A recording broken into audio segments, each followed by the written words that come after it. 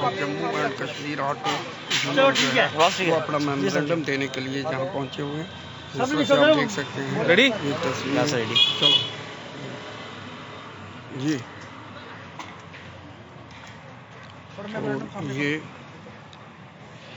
Transport commissioner का कार्यालय motor vehicle department और ये Jammu and Kashmir auto union के सुनील सर के लिए प्रेसिडेंट हैं मेमोरेंडम देने के लिए।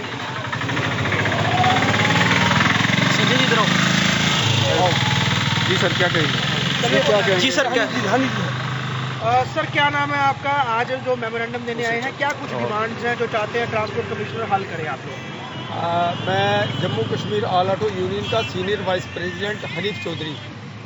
तो हमारी डिमांड्स ये रहेंगी कि सबसे पहले हमने पुरानी बातें आज टीसी साहब से करनी है कि आपने ब्लैक ऑटो को कन्वर्ट करके कहा था डिबकॉम साहब ने कि हमने ब्लैक ऑटो को कन्वर्ट किया है और उसकी जगह हम ई ऑटोज दे रहे हैं। तो पहली बात तो ये है कि ब्लैक ऑटो कन्वर्ट हुआ ही नहीं है। ब्लैक ऑटोज के जितने भी हमारे पास सीनियर्स जितने भी ऑपरेटर्स हैं या ऑनर्स हैं, उनका कहना ये है अभी तक मेरे समेत के गाड़ी को कन्वर्ट नहीं किया गया है। ये जो गाड़ियां ई ऑटोज आए हैं ये सारे नए लोग हैं और नए लोगों को दी गई हैं। कन्वर्टेड सिस्टम में कोई गाड़ी अभी कन्वर्ट नहीं हुई है। तो क्या उसके अलावा और क्या क्या इशू है? उसके अलावा और हमारा ये है कि इसको गाड़ियों की कैपिंग की जाए। हमारा जम्मू शहर एक छोटा सा शहर है, इस वक्त 15 से 20 हज़ार गाड़ी का लोड जम्मू में बढ़ चुका है और 25 किलोमीटर की टोटल सिटी है। अगर आप 20 से 25 हज़ार गाड़ियाँ कर दोगे मिसाल के तौर जम्मू शहर में, तो पब्लिक बेचारी कहाँ से चल कर जाएगी? गाड़ियों का लोड बहुत ज़्यादा हो चुका है और इनकी सबसे पहले गाड़ियों की कैपिंग की जाए। तो इस तरह से लंबे समय से आपने पहले भी डिमांड उठाई थी, लेकिन उसका कोई जो है सोल्यूशन नहीं निकला, क्या कहेंगे? हमने इसी मसले में एक दफ़ा हमने आरटीओ साहब से कैपिंग की बात की थी। तो आरटीओ साहब जम्मू जो है इस वक्त, उन्होंने ये कहा था कि ये आप नितिन गडकरी साहब से जाकर बात कीजिए। तो जब हमें ये बातें लेकर नितिन गडकरी साहब के पास जाना पड़ेगा, तो आप आरटीओ साहब यहाँ पर क्या कर रहे हैं? तो आज क्या आपका क्या आप मिलेंगे? अगर नहीं इश्यूज आपके रिजॉल्व होते हैं, फ्यूचर प्लानिंग क्या है आप लोगों की?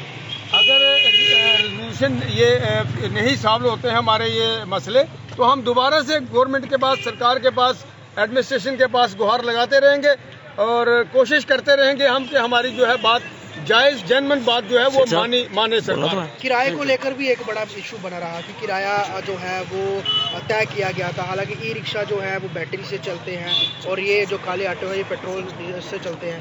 तो किराए को लेकर भी क्या आप लोगों की कोई बातचीत है? हाँ, किराए की बात यह है कि ये जो हमारा मीटर लगाया गया है ये 2012 में मीटर लगा था और 2012 में फ्यूल का रेट पर लीटर का 60 रुपीज़ पर लीटर था और इस वक्त फ्यूल जो है वो 98 रुपीज़ पर लीटर है।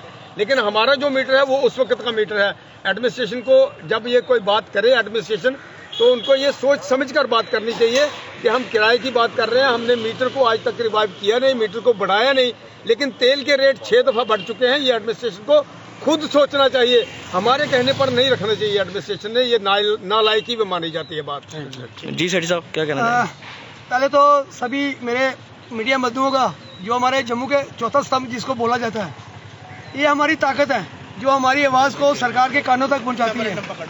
आज जैसे कि ये हमारा मेमोरेंडम है, अभी हम अपने ट्रांसपोर्ट कमिश्नर साहब को हम ये देने जा रहे हैं। तो जैसे कि हमारे सीनियर वाइस प्रधान हनीफ चौधरी जी ने बातें बताई हैं आपको, हमारा सिर्फ यही है कि हम लगातार 3 साल से लगातार प्रयास कर रहे हैं कि ई रिक्शा को रूट और जोन पे भेजा जाए। इन्होंने खाली टेबल पे इनको ऑर्डर दे दिए, पर अभी तक उससे इम्प्लीमेंट नहीं हुआ है। हम भाई ट्रांसपोर्ट कमिश्नर साहब से जो नए आए हैं विशेष महाजन जी, इन्होंने कटरा में, रियासी में बहुत बेहतरीन काम किया है। अब इनसे हमें काफ़ी उम्मीदें हैं कि हम अपनी जब डिमांड लेके इनके पास जाएंगे, वो हमारी बात को सुनेंगे, समझेंगे और जिस परेशानी से हमारे ब्लैक ऑटो जो 50 साल की पुरानी इंडस्ट्री है वो ख़त्म होने के कगार पर है। कोरोना के टाइम पे हम लोगों ने पब्लिक को सर्विस दिया है, जहाँ तक कि पुलिस डिपार्टमेंट से भी हमने डंडे भी खाए हैं, गाली गलौज भी खाई हैं, मतलब सुनी है उनकी। उसके बावजूद भी हमारी ब्लैक इंडस्ट्री को सरकार की तरफ से जो दरकिनार किया जा रहा है, हम इसके खिलाफ लगातार 3 साल से लगातार चल रहे हैं। और सबसे बड़ी बात कि जैसे कि आपने पूछा किराए की बात, जी। हमारे ट्रांसपोर्ट कमिश्नर साहब ने पहली मीडिया में पहले अपनी वाइट में उन्होंने कहा था कि ब्लैक ऑटो वाले मीटर पे चलेंगे। तो सर हमने पहले भी बोला आपको, पहले भी हमने एक बार अपनी मीडिया के माध्यम से आपके तक बात पहुंचाई है कि हमारे ब्लैक ऑटो वाले ऑलरेडी मीटर पे चलते हैं। और जब जो आपने हमें रेट दिया था वो 2000, जैसे कि हमारे सीनियर वाइस प्रेसिडेंट हनी 2012 में जब हमें मिला था रेट, ये उस वक्त का रेट है। उस वक्त पेट्रोल का रेट 60 रुपये 65 रुपये लीटर पेट्रोल हुआ करता था। अगर आप चाहते हैं कि हमारे आगे के जो पहली बात हो कि मैं यूनियन का प्रधान हूँ, मेरे पास कम से कम 1500-2000 गाड़ी जो इस वक्त अवेलेबल है ब्लैक ऑटो। अगर मैं आपको श्योरिटी देता हूँ कि वो मीटर पे चलेंगे, पर उसके लिए आपको दो बातें हमारी सुननी पड़ेंगी, समझनी पड़ेंगी। पहली बात कि अगर आप मीटर पे हमारे चलाने के लिए हमें कहते हो तो हमें आज का जो पेट्रोल का जो रेट है उसके अकॉर्डिंग पे हमको वो रेट दिया जाए, पहली बात। दूसरा, अगर वो हमारे रेट नहीं मिलता हमको तो हमारे भी डॉक्यूमेंट को रद्द किया जाए। हम जो 10 साल अपना 25,000 रुपये जो रेवेन्यू दे रहे हैं ट्रांसपोर्ट में अपना इसका ब्लैक ऑटो का, हम वो नहीं देंगे। ठीक है सर।